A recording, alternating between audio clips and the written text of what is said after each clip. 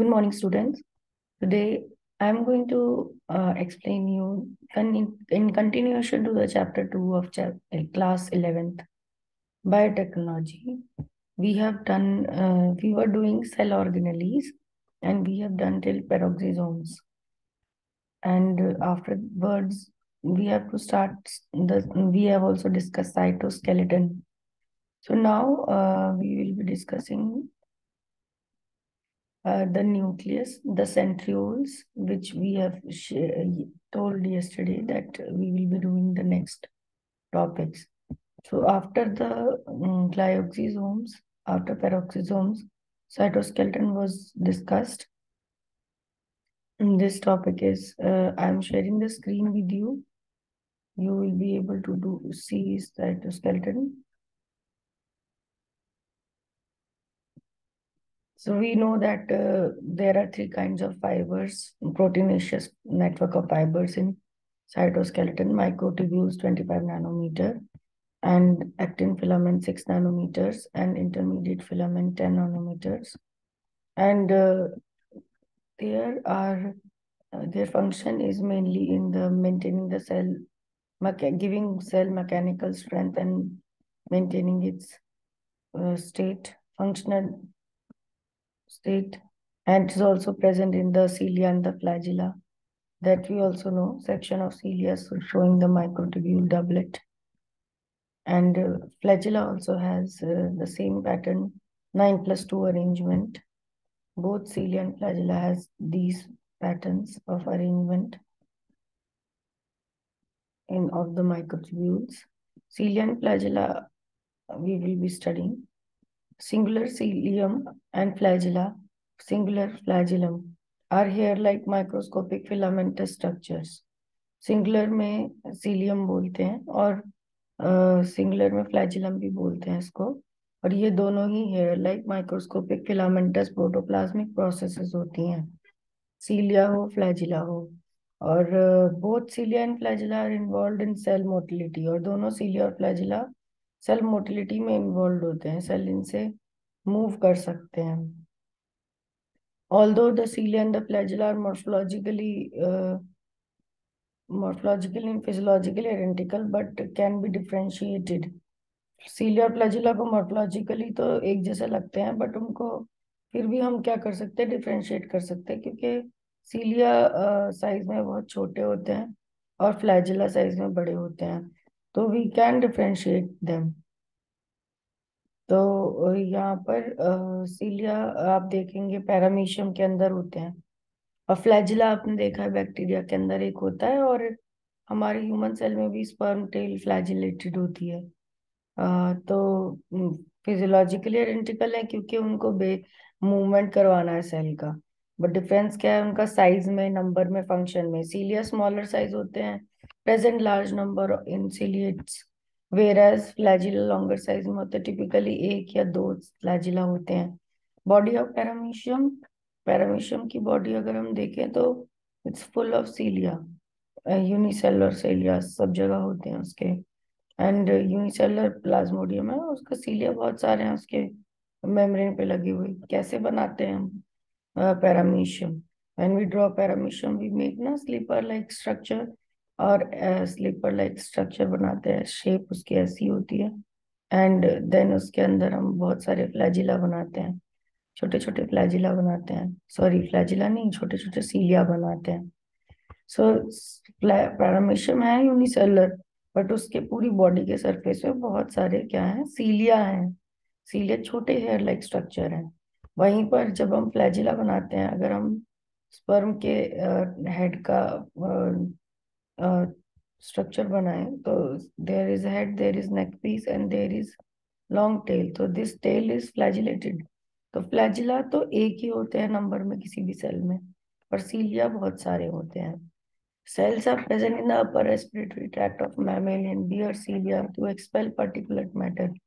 जो cell upper respiratory tract में होते हैं, जैसे कि ट्रैकिया के सेल्स, वहां पर बहुत सारे छोटे छोटे सीलिया होते हैं, जिससे कि पर्टिकुलर मैटर को वो एक्सपेल कर सकें.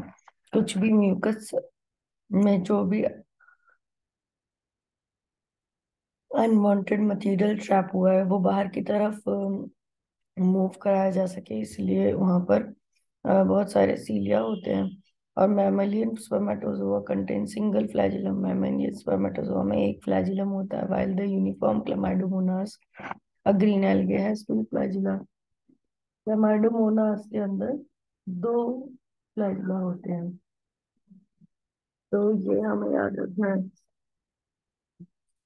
कि क्लेमाइडोमोनास में दो फ्लैजिला रहते हैं, और ह्यूमंस में सिंगल फ्लैजिला रहता है।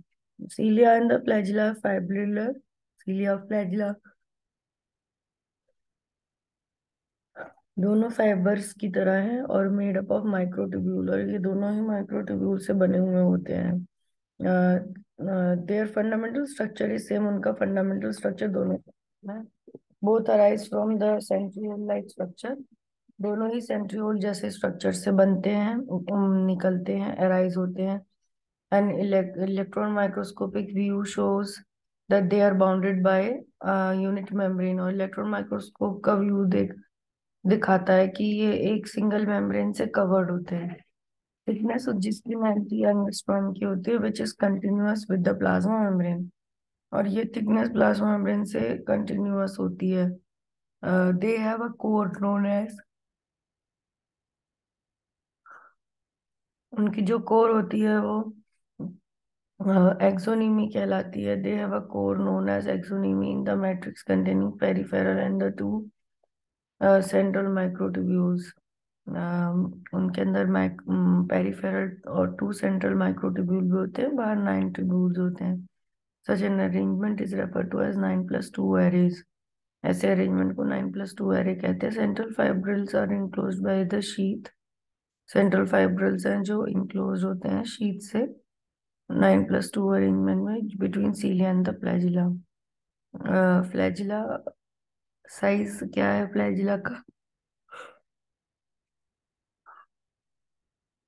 Smaller in size up to 5 to 10 micrometre. छोटे साइज के होते हैं cilia. And flagella larger in size up to 150 micrometre. occurs through the surface of a ये पूरे सेल के सरफेस पे होंगे। Cilia occurs at one end of the cell. Flagella एक ही एंड पे होगा सेल के। न्यूमरस इन नंबर, बहुत सारे होंगे नंबर में। एंड फ्लैजिला 1 और 2 होंगे नंबर में। moves in coordinated rhythm and show sweeping or perpendicular stroke movement। Perpendicular और कोऑर्डिनेटेड रिदम में पहले तो सीलिया मूव होते हैं, सारे के सारे एक जैसे डायरेक्शन में मूव होते हैं। और परपेंडिकुलर रिदम होती है इनकी। Moves independently. Flagella independently move करता है अंडुलेटरी मूवमेंट और विप्लैश मूवमेंट में। It is found in protozoan class cilia ciliata. Protozoa में स्पेशली क्लास सीलिएटा के जो मेंबर हैं उनमें सीलिया मिलते हैं। Cilia epithelium of मेटाजोन।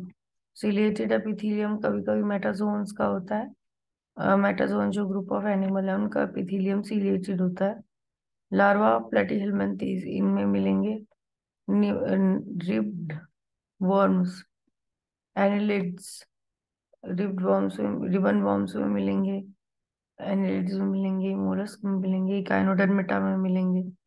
It is found in the protozoans. ये फ्लैजिला आपको प्रोटोजोअन की क्लास फ्लैजिलेट्स में मिलेंगे। स्पॉन्जेस में कोएनोसाइट्स में फ्लैजिलेटेड कॉलर सेल मिलते हैं। स्पर्मेटोजोआ मेटाजोआ एनिमल्स के स्पर्मेटोजोआ में मिलते हैं। प्लांट्स एल्गी एंड गैमेट्स इनमें मिलते हैं, प्लांट्स में, एल्गी में और गैमेट्स।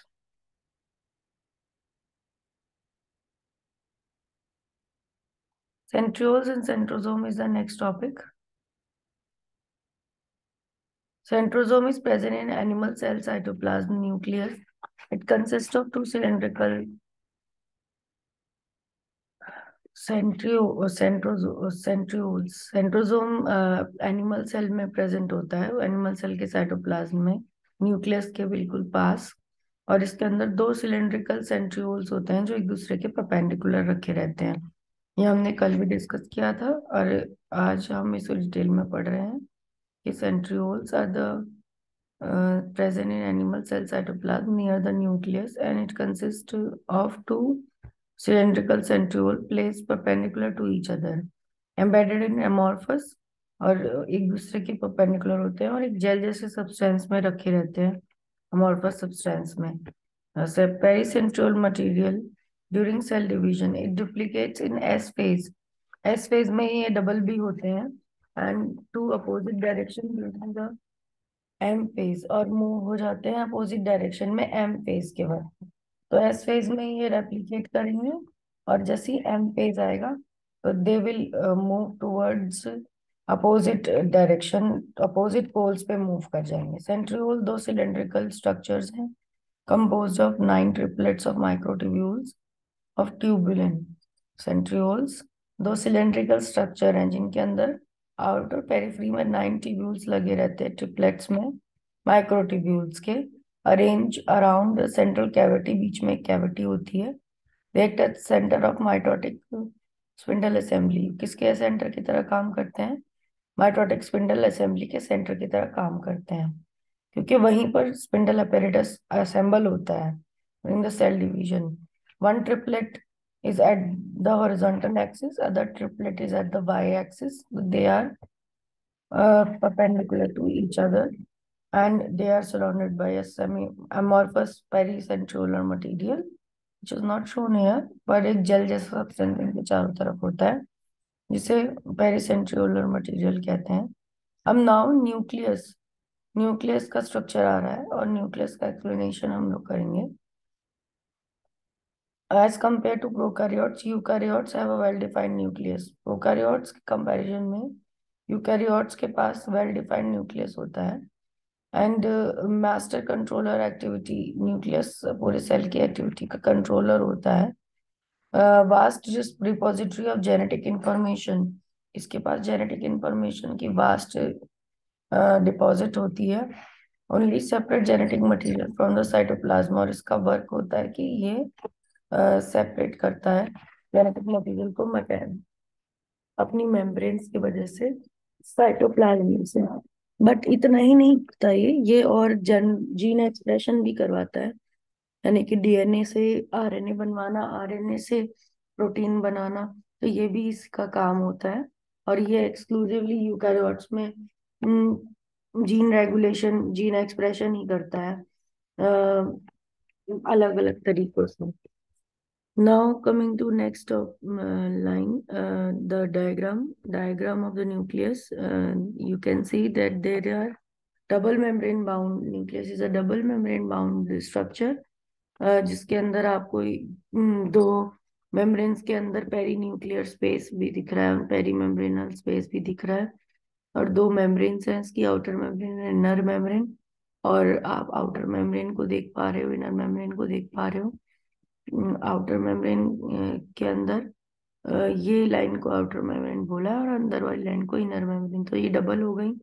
इसके बीच में जो स्पेस है उसे पेरीन्यूक्लियर स्पेस बोला है. And then nuclear pore complex, एक कर्व जैसा है दो मेम्ब्रेन्स के बीच में, और उसको वो प्रोटीन से बना है चैनल जैसा, और उसको न्यूक्लियर पोर कहते हैं. खाली गैप है, यहाँ पर मेम्ब्रेन एब्सेंट है और एक पोर क्रिएट किया गया है. और ये ट्रांसपोर्ट का वे है, इनसाइड आउटसाइड से इनसाइड और इनसाइड से आउटसाइड मटेरियल इसके थ्रू जा सकते हैं न्यूक्लियर पोर के थ्रू. देन आपको अंदर दिख रहा है थ्रेड जैसा स्ट्रक्चर जिसे क्रोमेटिन बोला गया है. Then afterwards we have some smooth endoplasmic reticulum, and after smooth endoplasmic reticulum not having the ribosomes, it's also having nuclear lamina. Nuclear lamella क्या करता है? ये जो एक्स एक्स शेप का स्ट्रक्चर बाहर की तरफ बाउंड्री की तरफ लगा हुआ है, ये न्यूक्लियर लैमेला है. ये साइटोस्केलेटन की तरह काम करता है, न्यूक्लियर मेम्ब्रेन को सपोर्ट करता है. तो lamina is there. So this is the lamina, जो चारों तरफ न्यूक्लियर मेम्ब्रेन के चारों तरफ एक्स एक्स एक्स जैसा लगा हुआ है. तो ये बाहर से न्यूक्लियर मेम्ब्रेन को सपोर्ट कर रहा है. अब हम देखेंगे कि आगे क्या पार्ट्स हैं इसमें. न्यूक्लियोलस एक डार्क सब्सटेंस है जो कि हमको दिख रहा है कि it is present in the centre. Nucleolus dark bluish colour का दिखा रखा है। And we are also having nucleus के बाद ribosomes which are which are stacked on the rough endoplasmic reticulum। जो राइबोसोम यहाँ लगे हुए हैं येलो कलर के रफ एंडोप्लाज्मिक रेटिकुलम पे लग जाते हैं। And we are having rough endoplasmic reticulum around just around the nucleus. हमारे पास रफ एंडोप्लाज्मिक रेटिकुलम भी दिख रही है हमें न्यूक्लियस के चारों तरफ। And then we will be dealing with the structure of nucleus. Diagram हमने देख लिया, अब हम इसका स्ट्रक्चर पढ़ेंगे।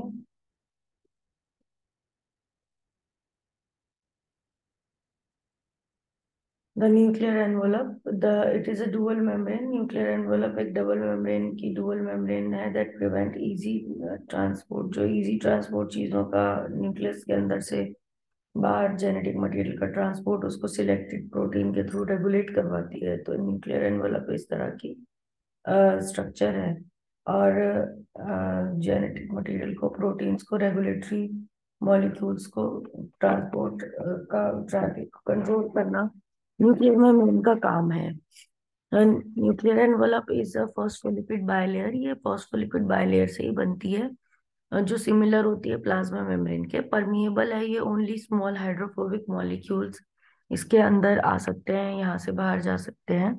It allow trafficking of RNA and protein.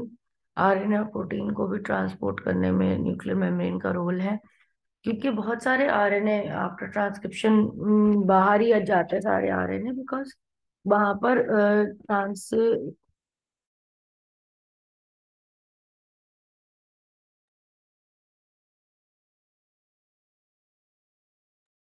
Translation के लिए बाहर जाते हैं। सेल साइटोप्लाज्म में ट्रांसलेशन होती है, न्यूक्लियर आरएनए आरएनए जो बने उनसे प्रोटीन बनते हैं। It allows nuclear pore complex के थ्रू जाना होता है आरएनए को। न्यूक्लियर पोर कॉम्प्लेक्सेस ऐसे पोर हैं जो इंटरप्शन की वजह से बने हैं कंटिन्यूअस आउटर और इनर मेम्ब्रेन में एट सेवरल प्लेसेस। बहुत सारी जगह पर जो न्यूक्लियर पोर्स क्रिएट करे गए हैं, क्योंकि वहां पर न्यूक्लियर पोर कॉम्प्लेक्स है। It is surrounded by 8 structural सब unit arrange in a ring like manner. Nuclear pore बनता कैसे है, जब 8 स्ट्रक्चरल प्रोटीन सब यूनिट एक रिंग जैसे मैनर में अरेंज हो जाते हैं, बीच में एक सेंट्रल चैनल छोड़ देते हैं, न्यूक्लियर पोर बन जाता है। Outer nuclear membrane is a continuous with endoplasmic reticulum. बाहर की न्यूक्लियर मेम्ब्रेन एंडोप्लाज्मिक रेटिकुलम से जुड़ी रहती है और fibrous network of protein called lamins. Lamins ऐसे प्रोटीन हैं जो हमने बताया था अंदर की तरफ एक्स एक्स करके बने हुए थे, जो ये न्यूक्लियर मेम्ब्रेन को, इनर मेम्ब्रेन को सपोर्ट देने के लिए होते हैं lamins. Strengthening the structural framework of nucleus, strength भी देते हैं लेमेन्स न्यूक्लियस के structural framework. Nuclear pore complex and selective transport. The nuclear pore complex is a large size pore with a diameter of approximately 120 nanometer. Exclusively designed. Nuclear pore complex 120 nanometre का exclusively design pore होता है। अब यहाँ देख सकते हो cytoplasmic ring की तरह 8 प्रोटीन्स अटैच रहते हैं। आउटर मेम्ब्रेन और इनर मेम्ब्रेन के बीच में एक कोर बना देते हैं चैनल प्रोटीन की तरह। nuclear ring and nuclear basket. There is a nuclear basket की तरह भी स्ट्रक्चर होता है। ये स्ट्रक्चर ऑफ न्यूक्लियर पोर है जिसमें से आरएनए और प्रोटीन्स बाहर जा सकते हैं। RNA along with small polar and polar molecules transport proteins. Protein को ट्रांसपोर्ट करता है, आरएनए को ट्रांसपोर्ट करता है न्यूक्लियर पोर। चार्ज मॉलिक्यूल को भी ट्रांसपोर्ट करता है। It is composed of 8 structural सब न्यूक्लियोपोरिन्स बोलते हैं। इन स्ट्रक्चरल सब यूनिट्स को जो न्यूक्लियर पोर बनाती हैं उनको न्यूक्लियोपोरिन्स बोलते हैं। A family of pore forming proteins is surrounding a central channel. तो इनके अंदर ऐसे प्रोटीन आते हैं जो कि एक पोर फॉर्मिंग बनाए एंड वहां पर बीच में चैनल प्रोटीन रखे। तो उनको इलेक्ट्रॉन माइक्रोस्कोप से जब हम देखते हैं तो विजुअलाइजेशन होती है, revealed 8 fold symmetry. 8 fold symmetry दिखती है हमें न्यूक्लियोपोरिन्स की containing connecting the nuclear cytoplasmic site. Nucleoplasm एक तरह का न्यूक्लियर एनवलप के अंदर क्लियर फ्लूइड भरा रहता है, कैरियोलिम्फ। इसको कैरियोलिम बोल देते हैं, न्यूक्लियर सैप बोल देते हैं, या न्यूक्लियोप्लाज्म बोल देते हैं। प्रोटीन फाइबर्स इसके अंदर रहते हैं न्यूक्लियर मैट्रिक्स के अंदर। It help to maintain the shape of the nucleus. ये शेप भी मेंटेन करता है न्यूक्लियस की। The enzyme associated with the DNA replication transcription are located in the nuclear matrix, क्योंकि ट्रांसक्रिप्शन की जो एंजाइम्स हैं वो न्यूक्लियर मैट्रिक्स के अंदर प्रेजेंट है, एंड ट्रांसलेशन की न्यूक्लियस साइटोप्लाज्म में प्रेजेंट है। तो ट्रांसक्रिप्शन होने के बाद प्रोटीन्स को साइटोप्लाज्म में जाना होता है, पर पहले ट्रांसक्रिप्शन होता कहाँ पर है? न्यूक्लियर मैट्रिक्स के अंदर, न्यूक्लियोप्लाज्म के अंदर। इवन डीएनए रेप्लिकेशन भी कहाँ होता है? न्यूक्लियर मैट्रिक्स के। तो दो मेन वर्क हैं जो कि न्यूक्लियर न्यूक्लियोप्लाज्म करवाता है, क्योंकि उसके अंदर डीएनए रेप्लिकेशन की भी और ट्रांसक्रिप्शन की भी इन एंजाइम्स लोकेटेड है। ट्रांसक्रिप्शन कराने की एंजाइम्स भी न्यूक्लियर मैट्रिक्स में है, और रेप्लिकेशन कराने की भी। न्यूक्लियोलस एक डार्कली स्टेन्ड रीजन है न्यूक्लियस के अंदर, एक कॉर्नर पे। और क्रोमेटिन उसका लूज थ्रेड है डीएनए का, जो कि सस्पेंड होता रहता है, पूरे न्यूक्लियस में फैला रहता है। तो chromatin is the suspended in the nucleus. Chromatin को आइडेंटिफाई करना है तो दोबारा से देख सकते हो आप अपना इमेज। तो क्रोमेटिन आपको आइडेंटिफाई हो जाएगा कि क्रोमेटिन किसकी बात हो रही है। यू कैन सी कि इतने सारे जो थ्रेड स्ट्रक्चर हैं ये वाले, that is arising and that is network की तरह जो पूरे सेल में फैले हुए हैं, ये पूरे क्या है? क्रोमेटिन है। डीएनए और प्रोटीन से मिलके बनते हैं। इनके बीच में आप देख लो बीड्स और धागे जैसा स्ट्रक्चर इनका है। तो ये जो थ्रेड है ये तो डीएनए है, और जो बीड्स हैं ये इसके हिस्टोन प्रोटीन्स होते हैं। न्यूक्लियोसोम ये बनाते हैं रैप होके।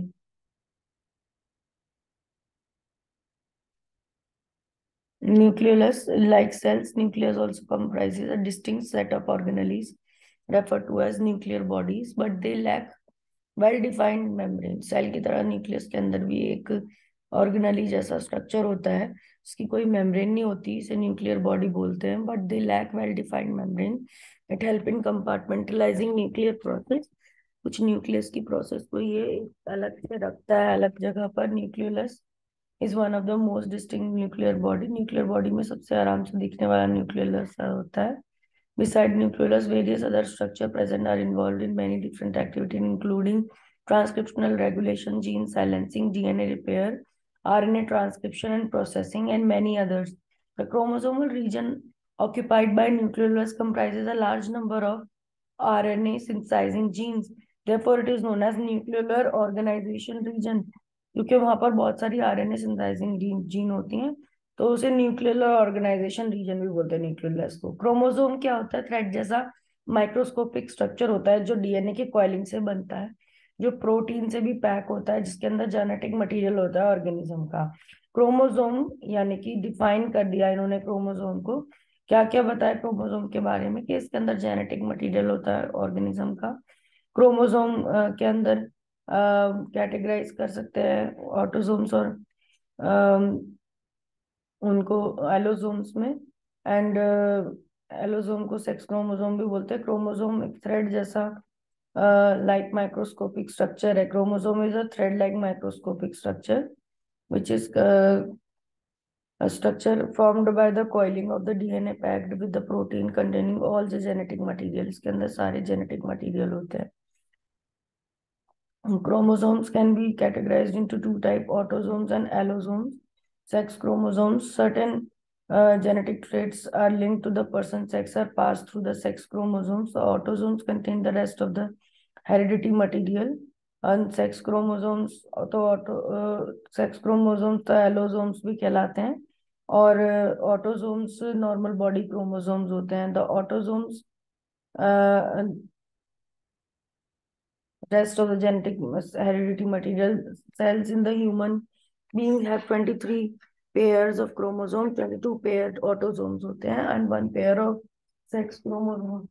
तो human में there are 23 pair of chromosomes. Human में there are 23 pair of chromosomes, जिसमें से ह्यूमन हैज 22 पेयर के, तो ऑटोजोम 2.1 पेयर सेक्स क्रोमोसोम होता है, बट टोटल 46 पर cell.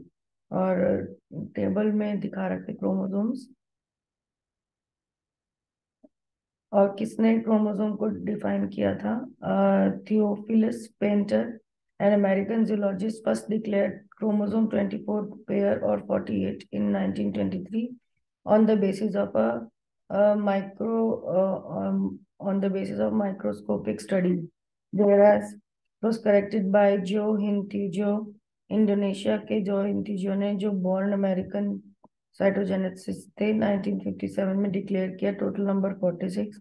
Every living organism including the animals has a fix number of chromosomes. तो अलग अलग ऑर्गेनिज्म में अलग अलग नंबर के क्रोमोसोम होते हैं, ये बताया है। Organism Arabidopsis thaliana diploid plant है जो, इसके नंबर ऑफ क्रोमोसोम 10 है। मेज डिप्लॉयड प्लांट है जो, इसके नंबर ऑफ क्रोमोसोम 20 है। व्हीट हेक्साप्लॉयड प्लांट है जिसके नंबर ऑफ क्रोमोसोम 42 है। Common fruit fly diploid plant है जिसके क्रोमोसोम नंबर 8 है। अर्थवर्म डिप्लॉयड है जिसके क्रोमोसोम नंबर 36 है। माउस डिप्लॉयड है जिसके क्रोमोसोम नंबर 40 है। ह्यूमन डिप्लॉयड है जिसके 46 है। एंड एलिफेंट डिप्लॉयड है जिसके 56 क्रोमोसोम्स हैं। एलिफेंट के बाद डंकी जिसके 62 क्रोमोसोम्स हैं। Dog 78। And gold fish 204 chromosomes. Tobacco tetraploid है, उसके पास 18 क्रोमोसोम है। और ओट हेक्साप्लॉयड है जिसके पास 6 हेक्साप्लॉयड है, उसके पास 12 क्रोमोसोम्स हैं। Prokaryote, like bacteria or blue-green algae, usually contain single circular chromosome called nucleoid in the cytoplasm, and they do not contain well-defined nucleus or their membrane-bound organelles. तो प्रोकारियोट के अंदर यूजुअली सिंगल सर्कुलर क्रोमोसोम होता है जिसको nucleoid बोलते हैं उनके cytoplasm में। और उनके पास कोई वेल डिफाइंड न्यूक्लियस नहीं होता, बट उनके पास जस्ट एक और रीजन होता है सेंटर में जहां पर उनका डीएनए रहता है, उसको न्यूक्लियोइड रीजन कहते हैं।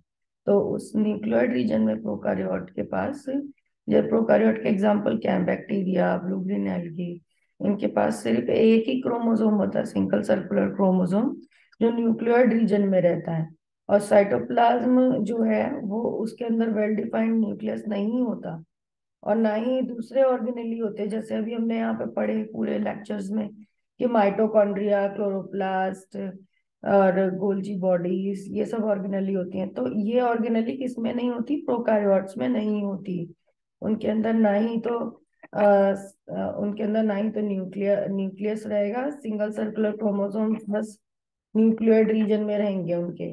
और साइटोप्लाज्म उनके वेल डिफाइंड न्यूक्लियस रहेंगे, और अदर मेम्ब्रेन बाउंड ऑर्गेनेली नहीं रहेंगी।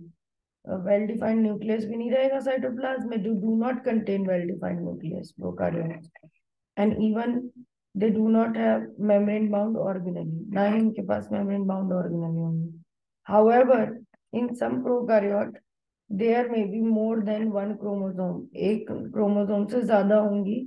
जैसे कि विब्रियो कॉलरी में एक क्रोमोसोम से ज्यादा क्रोमोसोम देखे जाते हैं। इन यूकैरियोट्स, जबकि यूकैरियोट्स में chromosomes are present inside a well defined nucleus, chromosome well defined nucleus के अंदर होते हैं। और इंटरफेज में सेल के ये क्रोमोसोम्स क्रोमेटिन मटेरियल के फॉर्म में आ जाते हैं, लॉन्ग थ्रेड के फॉर्म में आ जाते हैं जब इंटरफेज होता है। जब मतलब जब रेप्लिकेट नहीं कर रहे सेल, तो chromosomes come in the form of in long thread called chromatin fibres. Chromatin fibre is compose of nucleosome. हमने बताया था अभी आपको कि क्रोमेटिन फाइबर का डायग्राम कैसा है, कि सिंपल सा डीएनए फाइबर है, इसके बीच बीच में कहीं कहीं पर प्रोटीन्स लगे हुए हैं, हिस्टोन प्रोटीन्स, और उनसे स्ट्रक्चर बन रहा है न्यूक्लियोसोम। बीच बीच में छोटे छोटे बीड्स बीड्स जैसे बने हुए हैं, एंड दिस इज न्यूक्लियोसोम। तो क्रोमेटिन फाइबर का ऐसा स्ट्रक्चर होता है, थ्रेड और बीड जैसा। Nucleosome consist of DNA wrapped around histone protein. Nucleosome के अंदर हिस्टोन प्रोटीन के ऊपर डीएनए रैप होता है। Chromosome chromatin enable long strands of DNA. Chromatin के ऊपर लॉन्ग डीएनए के लंबे लंबे स्ट्रैंड होते हैं जो फिट करते हैं न्यूक्लियस के अंदर। If all the DNA molecule in single human chromosome और अनवोन, उनको खोला जाए जितना भी डीएनए है ह्यूमन सेल के अंदर, स्टोन से उन्हें खोला जाए और एंड टू एंड रखा जाए। तो ये एक अमेजिंग फैक्ट है कि सारे ह्यूमन सेल से अगर डीएनए को निकाल कर और उसको एक के बाद एक लेंथ से एंड रखा जाए, तो दे वुड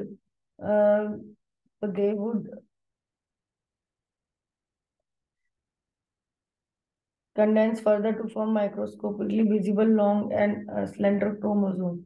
तो ये क्या बना लेंगे, they will fetch to 6 feet. पहले तो अगर उन्हें एक के बाद एक रखा जाए तो 6 फीट तक ये डिस्टेंस कवर करेंगे। और during the cell division chromatin fibres condense होकर माइक्रोस्कोप विजिबल स्ट्रक्चर बनाते हैं, जिन्हें क्रोमोसोम कहते हैं। स्लेंडर होते हैं ये, स्लेंडर शेप के, and rod like, and the structure of the chromosome varies. Structure chromosome का भी अलग अलग होता है from different phases of cell cycle के अलग अलग फेज में क्रोमोसोम अलग शेप के होते हैं। During cellular division chromosome are replicated along with its DNA. Cell division के वक्त क्रोमोसोम रेप्लिकेट होते हैं अपने डीएनए के साथ एंड डिवाइड होते हैं और पास करते हैं टू देयर सक्सेसफुली पास किए जाते हैं to their progeny cells. Chromosome को डिवाइड करके, मल्टीप्लाई करके, सक्सेसफुली उनको रेप्लिकेट करके और पास किया जाता है डॉटर सेल्स में। Sometimes errors in the leading into the change in the number of structure of the chromosome.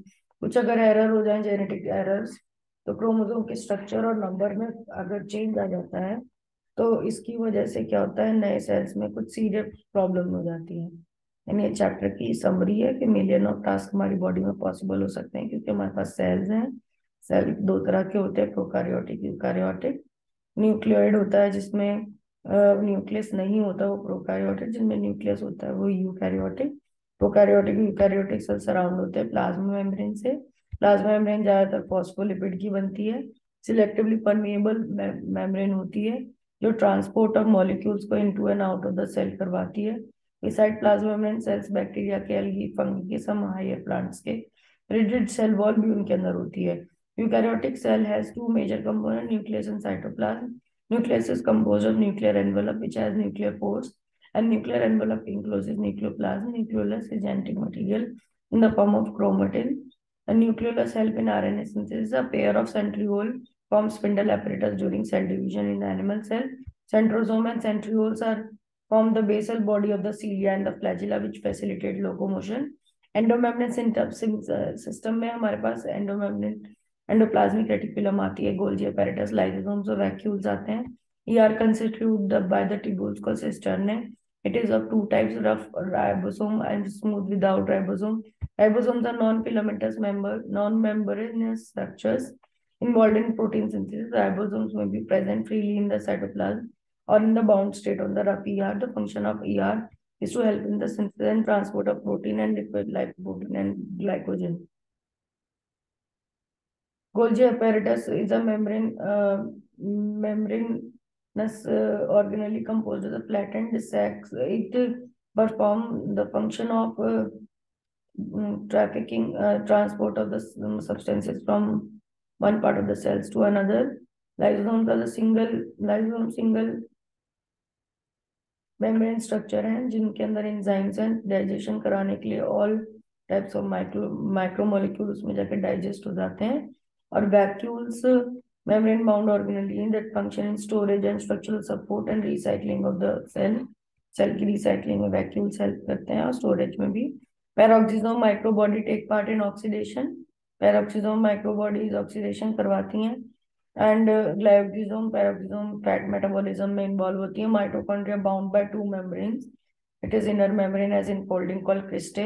Mitochondria help in oxidative phosphorylation, generation of ATP. In plant cell, pigment contain granules called plastid. The plastid contain green pigment, chlorophyll A, known as chloroplast, and chloroplasts are essential for protein synthesis. For protein photosynthesis, chloroplasts are essential for photosynthesis.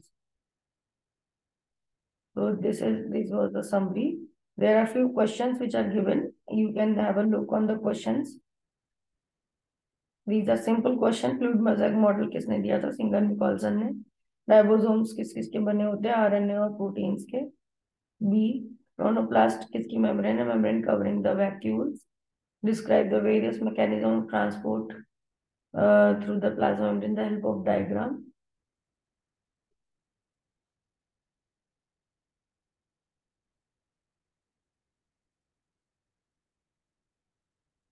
And there are few more questions which are given.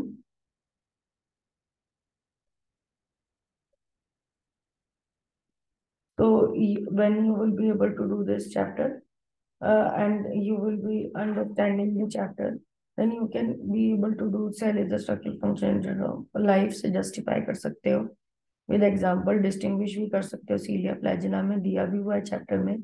Primary और secondary cell wall बता सकते हो, lysosome तो vacuoles, microtubules and actin filaments, active and passive transport. So with this, our chapter is finished.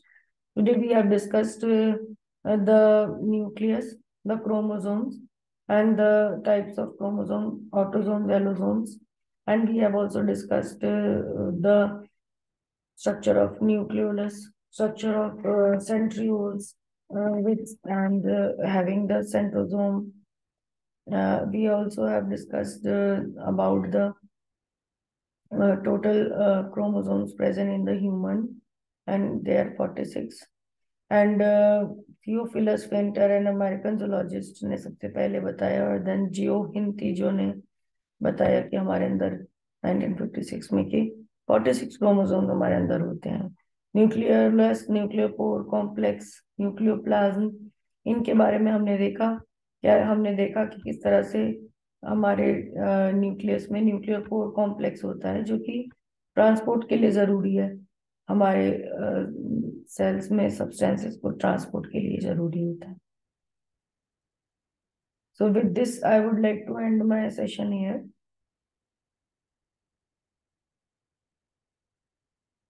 On the diagram of nuclear pore complex so that you remember it. It has a central basket, nuclear basket. It has central channel जिससे चीजें अंदर बाहर जाती हैं nucleus के. It has nuclear ring, nuclear membrane, and cytoplasmic membrane and spoke ring. So with this, I would like to end the lesson. I hope आपको ये lesson समझ में आया होगा अच्छे से, and आप सारी सेल ऑर्गेनलीज के बारे में अच्छे से उनका फंक्शन समझ चुके होंगे. So if any doubt are there, you can comment below in the comment section. And with this, I would like to end the video. If you like the video, then hit the like button, share and subscribe my channel for more such videos on biotechnology, class 11th as well as class 12th. Thank you.